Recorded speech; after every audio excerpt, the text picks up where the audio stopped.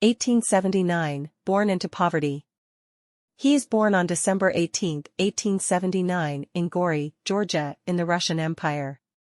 He is first named Iosif Joseph Vissarionovich Dzugashvili. Joseph grows up in poverty. His mother is a washerwoman and his father is a cobbler. He catches smallpox aged 7 and is left with a pockmarked face and a slightly deformed left arm.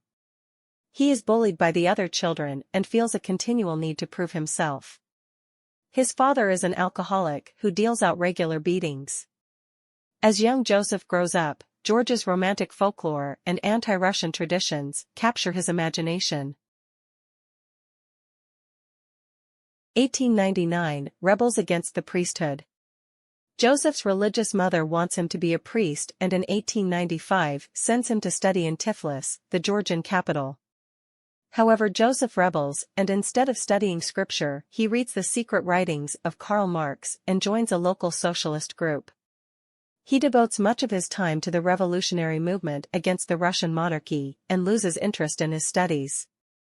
Going against his mother's wishes, Joseph becomes an atheist and frequently argues with the priests. In 1899, he is finally thrown out of the seminary after failing to turn up to his exams. 1901, the Revolutionary Bandit. While working as a clerk at the Meteorological Observatory, Joseph carries on with his revolutionary activities, organizing strikes and protests. His activities become known to the Tsarist secret police and he is forced to go underground. He joins the Bolshevik Party and conducts guerrilla warfare for the first time in the 1905 Russian Revolution. His first meeting with Lenin, the Bolshevik leader, is at a party conference in Finland. Lenin is impressed by this ruthless underground operator. In 1907, Joseph steals 250,000 rubles, approximately. 1907, Man of Steel. Joseph marries his first wife, Ketevan Svanidze, in 1906. She comes from a poor family of minor nobility. Ketevan gives birth to their son Yakov Dzugashvili the following year. After the Tiflis bank robbery, Joseph and his family escape Tsarist forces by traveling to Baku in Azerbaijan. When Ketevan dies of typhus in 1907, Joseph is racked with grief. He leaves his son to be cared for by his wife's parents and throws himself into his revolutionary work. He adopts the name Stalin, which means steel in Russian. He is arrested on a number of occasions and exiled to Siberia in 1917, takes part in the Russian Revolution.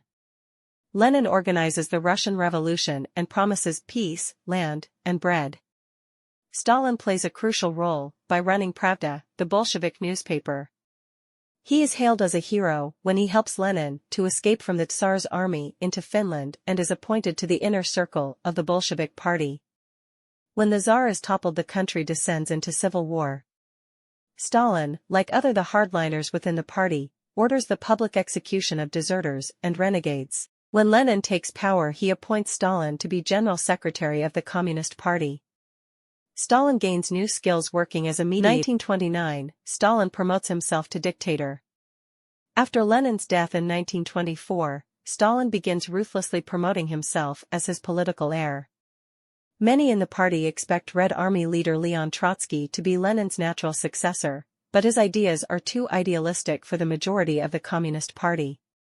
Stalin, however, develops his own nationalistic brand of Marxism, socialism in one country, concentrating on strengthening the Soviet Union rather than world revolution. When Trotsky criticizes his plans, Stalin has him exiled. Stalin's ideas are popular with the party, and by the late 1920s, he becomes dictator of the Soviet Union. 1928 to 1938, rapid industrialization. In the late 1920s, Stalin instigates a series of 5-year plans to turn the Soviet Union into a modern industrialist country. He is afraid that if the Soviet Union does not modernize, then communism will fail and the country will be destroyed by its capitalist neighbors. He achieves huge increases in coal, oil, and steel productivity, and the country sees massive economic growth. His plans are ruthlessly enforced, factories are given strict targets which many workers find impossible to fulfill. Those who fail are scapegoated by many as wreckers and saboteurs and imprisoned or executed as enemies of the state. Collectivization causes massive famines. When Stalin takes power, Soviet agriculture is still dominated by small landowners and blighted by famines and inefficiency. Stalin modernizes agriculture by instigating collectivization, the grouping together of farms to be owned by the state. It is opposed by millions of ordinary farmers who resort to killing livestock and secretly hoarding grain. Around 5 million die in a series of famines. Nevertheless, Stalin believes the end justifies the means, and millions of smallholders are killed or imprisoned. By the late 1930s, farming is fully collectivized and productivity increases. 1934. Stalin's Great. Stalin promotes an image of himself as a great benevolent leader and hero of the Soviet Union. Yet he is increasingly paranoid and purges the Communist Party and army of anyone who might oppose him. 93 of the 139 Central Committee members are killed and 81 of the 103 generals and admirals are executed. The secret police strictly enforce Stalinism and people are encouraged to inform on one another. 3 million people are accused of opposing communism and sent to the Gulag, a system of labor camps in Siberia. Around 750,000 people are summarily killed. Stalin loses his wife and son. In 1919, Stalin marries his second wife Nadezhda Alliluyeva and they have 2 children, Svetlana and Vasily. He abuses Nadezhda and she eventually kills herself in 1932. He makes sure her death is officially reported as being caused by appendicitis. Yakov, his son from his first wife, is a soldier in the Red Army and is captured early on in WW2.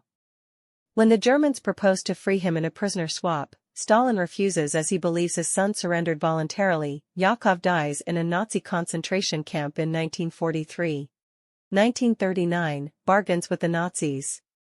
Stalin signs a non-aggression pact with Adolf Hitler and they agree to carve up Eastern Europe between them. When Hitler's armies easily defeat France and Britain retreats, Stalin ignores warnings from his generals and is completely unprepared for the Nazi blitzkrieg attack of June 1941, which tears through Poland and into the Soviet Union. The Soviet army suffer huge losses. Stalin is incandescent with rage at Hitler's betrayal and retreats to his office unable to make any decisions. Soviet Russia is paralyzed for several days as the Nazi war machine rolls on towards Moscow. Defeats Hitler.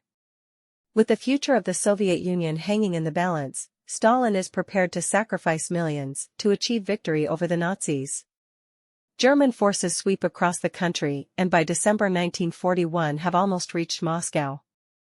Stalin refuses to leave the city, deciding victory must be won at any cost. The Battle of Stalingrad is the turning point of the war. Hitler attacks the city bearing Stalin's name to humiliate him, but Stalin tells his army not a step backwards. They suffer over 1 million casualties but manage to defeat the Nazis in 1943. The Soviet army begins the long push back into Germany and all the way to Berlin. 1946, Iron Curtain falls over Europe. Stalin plays a decisive role in Germany's defeat and great swathes of Eastern Europe are occupied by Soviet forces, including East Berlin. Stalin is adamant these countries will be satellite states of the Soviet Union. His former allies America and Britain now become his rivals, and Churchill states that an Iron Curtain is falling over Europe. In a struggle for control of the capital, Stalin blocks entry to Allied-occupied West Berlin. The U.S. responds with an 11-month-long airlift of supplies to people trapped in that part of the city. On August 29, 1949, the Soviet Union tests its first atomic bomb. The Cold War begins in earnest. 1953, death of Stalin and the end of an era.